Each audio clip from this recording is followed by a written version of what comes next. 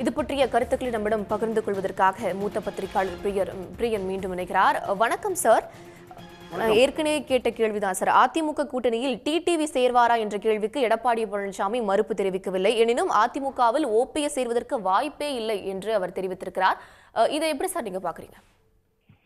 ஓபிஎஸ்சி சசிகலாவையே கட்சியில மீண்டும் இணைக்க மாட்டோம்ன்றதுல இபிஎஸ் தொடக்கத்திலேருந்தே உறுதியா இருக்கார். இவங்க தான் திருப்பி எங்களை சேர்த்துக்கோங்கன்ற மாதிரி பாஜக மூலமாக பிரஷர் எல்லாம் கொடுத்தாங்க. அந்த விஷயத்துல இபிஎஸ் தெளிவா இருக்கார். அவர் என்ன நினைக்கிறாரு, இவங்களை சேர்த்துதான் பின்னாடி எலெக்ஷனுக்கு பின்னாடி சப்போஸ் தோல்வி அடைந்தால் கட்சிக்குள்ள பிரச்சனை வந்தா கூட பொதுச் செயலாளர் பதவி தக்க வச்சுக்க வேண்டிய நிலைமை வரும். அப்ப இவங்க எல்லாம் உள்ள இருந்தாங்கன்னா அது ஒரு பெரிய பிரச்சனையா போயிடும். அவருடைய பொதுச் செயலாளர் பதவிக்கு ஆபத்து வந்துடும். அதனால இவங்க அவர் சேர்க்க மாட்டாருன்றது முதல்ல இருந்தே தெரிஞ்ச விஷயம். இவங்க தான் பாஜக ஏதோ செஞ்சு கொடுத்துரும், பாஜக இதுக்கு ஏற்பாடு பண்ணிவிடலாம் நினைச்சாங்க. ஆனா இபிஎஸ் ரொம்ப தெளிவா இருக்கார்.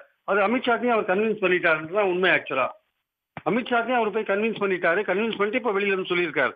தினகரனை பொறுத்த மட்டும் அவர் என்டிஏ கூட்டணியில் சேர்றது அவருடைய ஆப்ஷன் இன்னும் ஓப்பனா தான் இருக்கு அவருக்கு ஆக்சுவலா. அதனால அவரை பொறுத்த மட்டும் அவர் தாவேகா திமுக கதவெல்லாம் தட்டின்னு தான் இருக்காரு. அதுக்கான பேச்சுவார்த்தைகள் நடந்து தான் இருக்கு. ஏன்னா என்டிஏ கூட்டணியில் சேர்ந்து எடப்பாடியோட ஏற்றம் என்பது தினகரனுக்கு அரசியல் ரீதியாக சரிவை உண்டாக்கும். தினகரனோட அரசியல் ஏற்றம் என்பது எடப்பாடிக்கு சரிவை உண்டாக்கும். ரெண்டு பேரும் ஒருத்தர் அரசியல்ல யார் நீ பெரியவனா நீயா நானான்ற ஒரு போட்டி தான் இங்க போயிட்டு இருக்கு ஆக்சுவலா.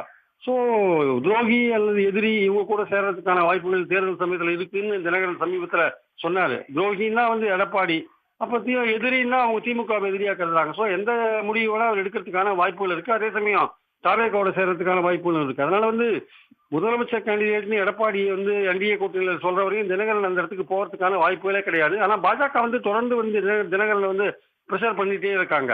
அந்த பிரஷருக்கு தினகரன் ஈல்ட் ஆவாரா இல்லையான்றது பொறுத்து இருந்தா பார்க்கணும்.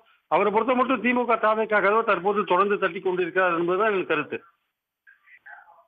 அதிமுக பாஜக கூட்டணியில் நேற்றைய தினம் அன்புமணி பாமக தரப்பு இணைந்தது.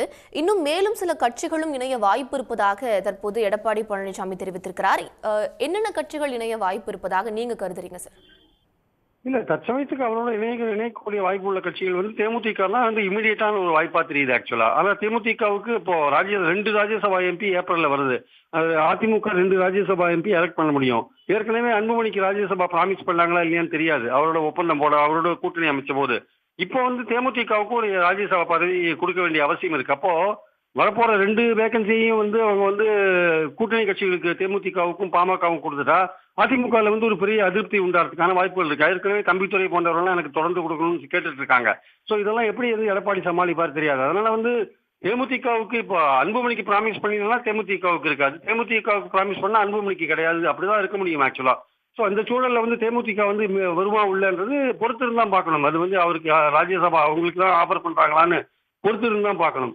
அது தவிர அது மட்டும் இல்ல, இடங்கள் பாமகவுக்கு என்ன இடங்கள் கொடுக்குறீங்களோ கிட்டத்தட்ட அதே மாதிரியான இடங்கள் எனக்கும் கொடுக்கணும்னு தேமுதிகல கேட்கறதாக ஒரு செய்தி வந்திருக்கு. சோ அந்த இடங்களும் அவங்க கொடுப்பாங்களா? ஒரு 18 இடங்கள் கொடுக்கறதா சொல்லியிருக்காங்க பாமகவுக்கு. அந்த 18 இடங்களும் தேமுதிகவுக்கு அதிமுக கொடுக்குமான்றது ஒரு விஷயம். இது எல்லாத்துக்கும் மேல எல்லாமே ஒரு அல்டிமேட்டா எல்லாமே எந்த இடத்துல நிக்குதுன்னா எல்லாமே பாஜக ஒரு பிரஷர் கொடுத்தா எல்லாமே நடக்கும் அப்படின்ற ஒரு இடத்துல தான் நிக்குது. சோ எல்லாமே அந்த பாஜக அமித்ஷா என்ன பிரஷர் கொடுக்குறாரு அது பொறுத்துதான் இருக்கு.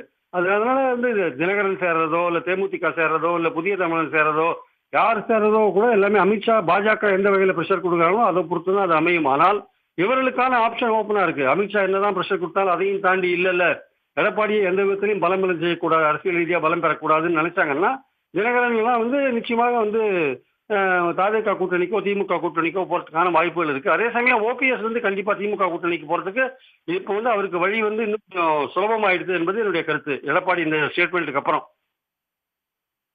நிச்சயமா இணைப்பில் உங்களுடைய கருத்துக்களை எங்களிடம் பகிர்ந்து கொண்டதற்கு நன்றி சார். உடனுக்குடன் செய்திகளை தெரிந்து கொள்ள சன் நியூஸ் பெல் ஐகானை கிளிக் பண்ணுங்க.